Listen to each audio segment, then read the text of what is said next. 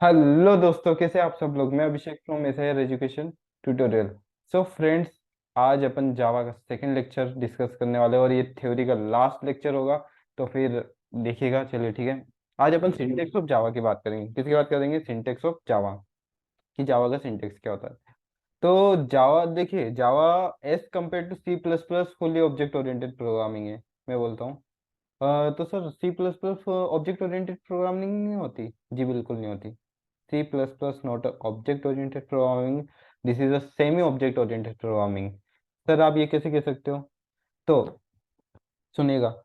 Pointer पढ़ा है? Pointer pointer क्या होता है?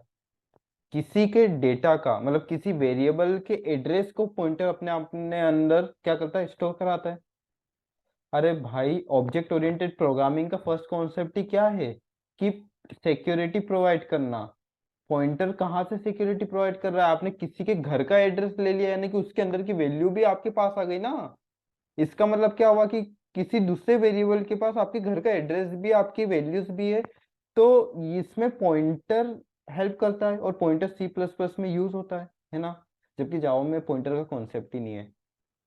होने वाला जो भाई, जिसमें सिक्योरिटी प्रोवाइड नहीं होती वो कॉन्सेप्ट ही हम यूज नहीं करते। जिसमें जैसे कि ऑपरेटर ओवरलोडिंग की बात कर लेते हैं, ऑपरेटर की फंक्शनैलिटी को चेंज कर रहा है वो। तो ऑपरेटर ओवरलोडिंग का भी कॉन्सेप्ट नहीं है जावा में, ठीक है। इसलिए कहते हैं Java as compare to C plus plus fully object oriented programming है। तो सर आप जो कह रहे हैं कि जावा में ऑपरेटर ओवरलोडिंग का यूज नहीं करते, तो फिर ऑपरेटर ओवरलोडिंग यूज ही नहीं होता क्या? तो फिर ऑपरेटर को ओवरलोड कैसे करते हैं? जो जेवीएम है ना, वो अपने अंदर ऑटोमेटिकली ऑपरेटर को ओवरलोड कर लेता है, ठीक है। तो और पॉइंटर का भी इंटरनली इंटरनली प्रोसेस होता है, पॉइंटर का भी होता है, ऑपरेटर का भी होता है, बट एक जब जरूरत होती है, ठीक है। लेकिन ऐसे आप यूज नहीं कर सकते हो, ठीक है। तो अब सिंटेक्स ऑफ जावा की बात कर लेते हैं। तो जावा का सिंटेक्स में पहले आता है क्लास का नाम। अब क्लास का नाम क्यों आता है? क्योंकि मैंने कहा ऑब्जेक्ट ओरिएंटेड है, तो जो भी अपन वर्क करेंगे ना वो क्लास के अंदर करेंगे। जो भी अंदर अपन वर्क करेंगे ना वो किसके अंदर करेंगे? क्लास के अंदर करेंगे। अब इसके अंदर आता है पब्लिक।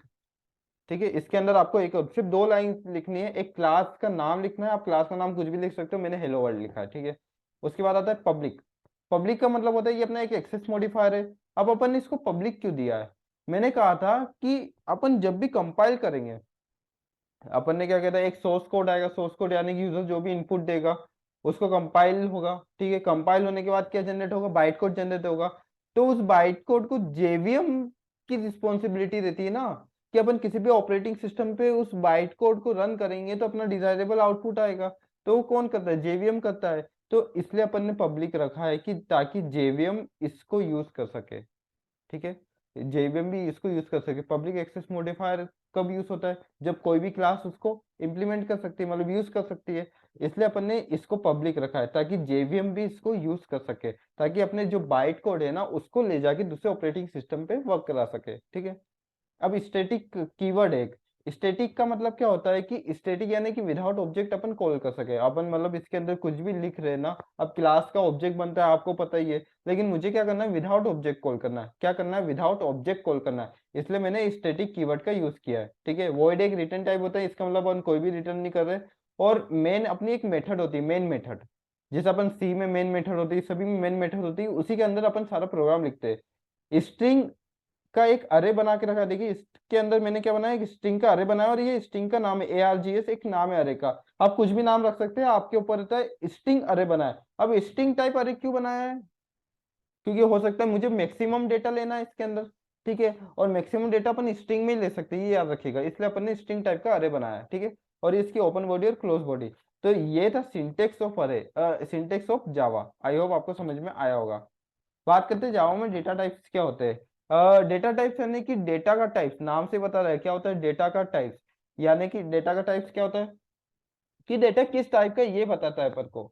डेटा क्या है? किस टाइप का है। कि डेटा भाई इंटीजर है, फ्लोट है, किस टाइप का है। मान लो जैसे कि इसमें इसमें डेटा टाइप्स में दो टाइप के डेटा टाइप होते हैं, एक प्रिमिटिव होता है, नॉन प्रिमिटिव होता है। प्रिमिटिव की बात करते हैं तो न्यूमेरिक डेटा टाइप होता है और नॉन न्यूमेरिक होता है, ओके, फ्लोटिंग पॉइंट होता है, ठीक है। न्यूमेरिक और नॉन न्यूमेरिक, नहीं नॉन, हाँ नॉन न्यूमेरिक। न्यूमेरिक में आता है इंटीजर और फ्लोटिंग पॉइंट। अब इंटीजर का क्या आ गया? इंट आ गया, शॉर्ट आ गया, लो ये शॉर्ट आ गया, बाइट आ गया, लॉन्ग आ गया, ठीक है।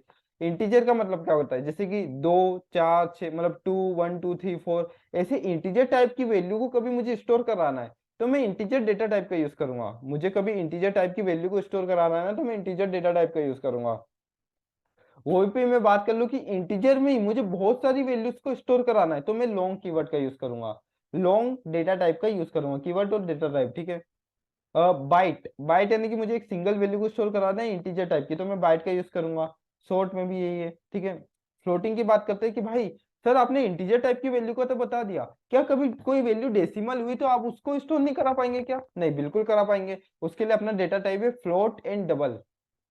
फ्लोट क्या करता है कि किसी भी डेसिमल टाइप की वैल्यू को स्टोर करा देता है, बट वही डेसिमल टाइप की वैल्यू कभी कुछ ज्यादा ही बड़ी होती है जो फ्लोट स्टोर नहीं करा पाता, इसके लिए अपन उसका डबल का यूज करते हैं। किसका यूज करते हैं? डबल का, ठीक है। आई होप आपको समझ में आया होगा। अब नॉन न्यूमेरिक डेटा टाइप यानी कि सिंपल सी बात है, जो न्यूमेरिक नहीं होंगे, यानी कि कोई नंबर वाले डेटा टाइप नहीं होंगे, ठीक है।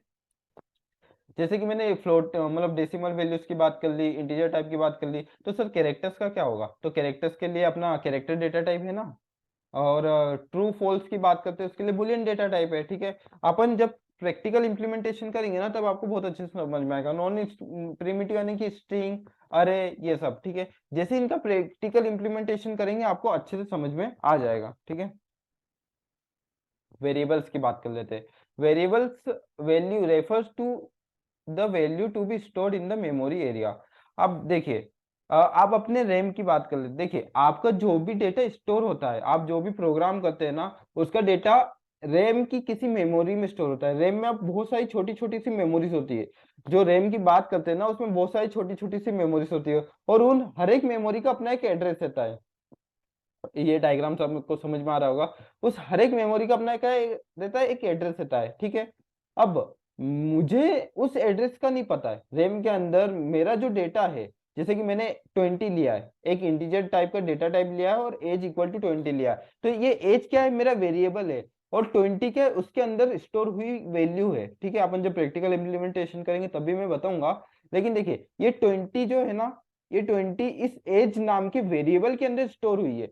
अब सर आप कैसे कह सकते हैं कि एज वेरिएबल है? देखो, वेरिएबल का सिंटेक्स क्या होता है? Data type, variable name, equal to, और वैल्यू, ठीक है। तो डेटा टाइप तो ये आ गया, ठीक है, इंटीजर। अब इंटीजर डेटा टाइप यानी कि आपने अपने वेरिएबल को वो पावर्स दी कि भाई सुन वेरिएबल, तू किसी भी टाइप का डेटा स्टोर करा ले, लेकिन वो डेटा सिर्फ इंटीजर होना चाहिए, ठीक है। तो इंटीजर की इंटीजर डेटा टाइप हमने लगा दिया। अब उसका एज लगाया। एज एक वेरिएबल है, ये 20 नाम की वैल्यू है ना, इस एज नाम की वेरिएबल में स्टोर हो गई है। इसका मतलब कि रैम में आपकी जो मेमोरी बनी है वो एज नाम के इससे बनी है, और जब भी मुझे उस मेमोरी को एक्सेस करना रहेगा जिसमें मेरा डेटा है, तो मैं एज नाम को एक्सेस कर लूंगा, जिससे मेरा वैल्यू, एज के अंदर की वैल्यू एक्सेस हो जाएगी। आई होप आपको समझ में आ रहा होगा। चलिए आगे बढ़ते हैं। जावा में वेरिएबल कितने प्रकार के होते हैं? जावा में वेरिएबल 3 प्रकार के होते हैं। एक लोकल होता है, एक इंस्टेंट होता है, और एक स्टैटिक वेरिएबल होता है। अपन पढ़ेंगे इसके बारे में प्रैक्टिकल इंप्लीमेंटेशन में। कीवर्ड्स क्या होते हैं? कीवर्ड्स एक रिजर्व वर्ड्स होते हैं जिनका मीनिंग ऑलरेडी डिफाइंड होता है। कीवर्ड्स क्या होते हैं? एक रिजर्व वर्ड्स होते हैं जिसका मीनिंग ऑलरेडी डिफाइंड होता है अपनी जावा कंपाइलर में, ठीक है। अब टोटल 48 या 50 कीवर्ड्स रहते हैं, ठीक है। और ये सारे कीवर्ड्स है, अपन स्टेप बाय स्टेप इनका इम्प्लीमेंटेशन देखते जाएंगे, ठीक है। आई होप आपको समझ में आया होगा। बस इतना ही था थ्योरी पार्ट। अब अपन प्रैक्टिकल इम्प्लीमेंटेशन करेंगे, ठीक है। आपको आने वाली वीडियो अच्छी लग रही है तो प्लीज़, अभी वीडियोस अच्छी लग रही है तो लाइक करें, सब्सक्राइब करें। और सी प्लस प्लस की प्लेलिस्ट चल रही है, आपको कभी सी प्लस प्लस देखना है तो एक बार देख लीजिएगा, क्योंकि जावा में सी प्लस प्लस बहुत हेल्प करेगा, ठीक है। आपको कभी वीडियो अच्छी लगी तो लाइक करें, सब्सक्राइब करें। Thank you.